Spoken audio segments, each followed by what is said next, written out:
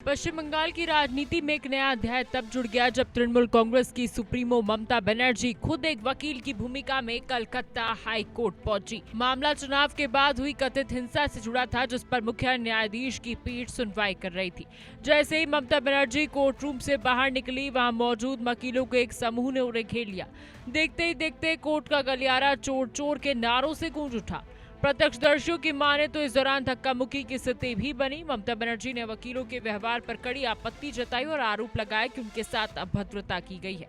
इस घटना ने न्याय के मंदिर में राजनीतिक टकराव की एक गंभीर तस्वीर पेश की है। अदालत की कार्यवाही के दौरान ममता बनर्जी ने बेहद आक्रामक और भावुक तरीके से अपनी बात रखी। उन्होंने स्पष्ट शब्दों में कहा कि बंगाल कोई बुलडोजर स्टेट नहीं है जहाँ बिना कानून के कार्रवाई की जाए। उन्होंने कोर्ट से आग्रह किया कि किसी भी मामले को राजनीतिक प्रतिशोध की भावना से नहीं देखा जाना चाहिए।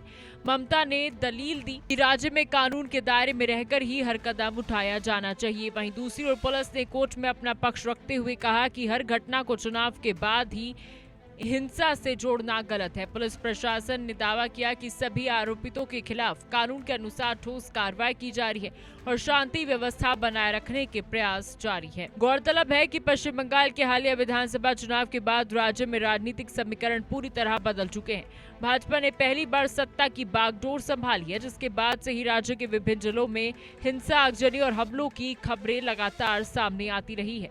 इन घटनाओं को लेकर कई जनहित याचिकाएं दायर की गई हैं, जिनमें ममता बनर्जी खुद को एक योद्धा की तरह पेश कर रही हैं। तृणमूल कांग्रेस ने सोशल मीडिया पर पोस्ट कर ममता की सक्रियता की सराहना की है। पार्टी का कहना है कि ममता बनर्जी बंगाल की जनता को कठिन समय में कभी अकेला नहीं छोड़ती और संवैधानिक मूल्यों की रक्षा के लिए वो अग्रिम पंक्ति में खड़ी है। राजनीतिक जानकारों के लिए ममता बनर्जी का ये कानूनी अवतार काफी दिलचस्प है। उन्होंने दशकों पहले जोगेश चंद्र लॉ कॉलेज से अपनी कानून की पढ़ाई पूरी की थी और अब वो अपनी उस डिग्री का उपयोग राजनीतिक लड़ाई लड़ने के लिए कर रही हैं। विश्लेषकों का मानना है कि कोर्ट में उनकी मौजूदगी केवल कानूनी नहीं बल्कि एक बड़ा राजनीतिक संदेश है। वहीं विपक्षी खेमे ने इसे एक राजनीतिक स्टंट करार दिया। भाजपा नेताओं का कहना है कि ममता बनर्जी असली मुद्दों से ध्यान भटकाने की कोशिश कर रही है और उनकी प्राथमिकता केवल चुनाव बाद की हिंसा के पीड़ितों को न्याय दिलाना होना चाहिए। फिलहाल कोर्ट परिसर में हुआ यह हंगामा बंगाल की राजनीति की कड़वाहट को साफ बयां कर रहा है।